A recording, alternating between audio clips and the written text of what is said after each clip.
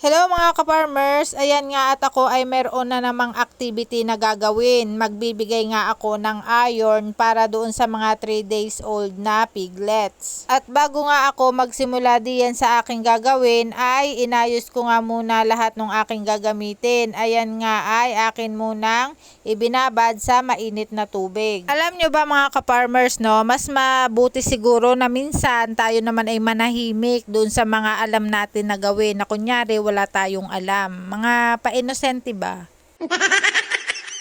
Kasi dati may partner pa ako sa mga activity na ginagawa ko dito. Pero nung nalaman niya na kaya ko naman palang mag-isa, aba at pinaubaya na sa akin ang lahat ng gawain.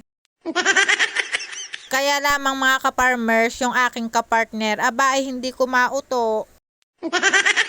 Kapag sinabi ko na hindi ako marunong, abay sasabihin agad sa akin noon, ay bakit daw ako ay nakapagtrabaho dun sa malalaking kumpanya kung hindi naman daw ako marunong, bakit daw ako ay natanggap. O di ba wala kang lulusutan.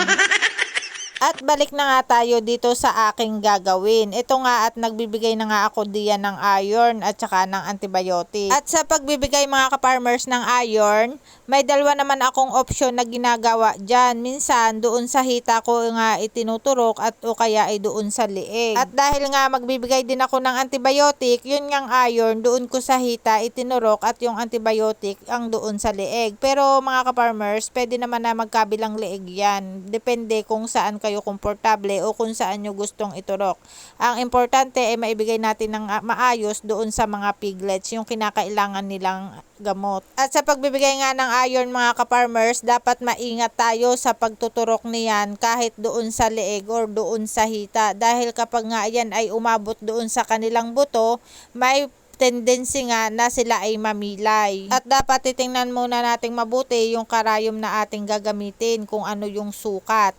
Para nga kapag tayo ay nagbigay ng iron ay sagad lang yan dapat sa laman. Bibigyan ko nga lang din sila ng antibiotic dahil napansin ko nga na yung balahibo ng ating mga piglets ay parang kumakapal na nakabaliskad. At kapag nga ang aming mga biik ay 3 days old pa lamang ay hindi nga lamang iron ang ibinibigay ko diyan dahil binibigyan ko din ang bawat biik ng isang pump ng Toltrasuril kontra naman dun sa kanyang pagtatae. At kapag nga piglets pa lamang at kumakapal yung mga balahibo ay una nating titingnan diyan yung kanyang mama pig kung nagbibigay ba ng maayos na gatas o sapat ba yung gatas na nakukuha nila doon sa kanilang nanay. Minsan kasi mga ka-farmers, kahit anong dami ng ipakain natin doon sa ating mga inahin na lactating feeds ay mahina siyang magbigay ng gatas. At kapag mahina nga ang gatas ng ating mga inahin, ay susuportahan nga natin yan ng calcium. Meron nang nabibili naman yan ng mga injectable. So tayo ay mag-request na lamang kapag nga may mga ganyang case diyan sa ating mga mama pig. At kasabay nga ng pagbibigay natin ng calcium ay kailangan din nating i-massage ang mammary gland ng ating mga inahin 3 times a day ng warm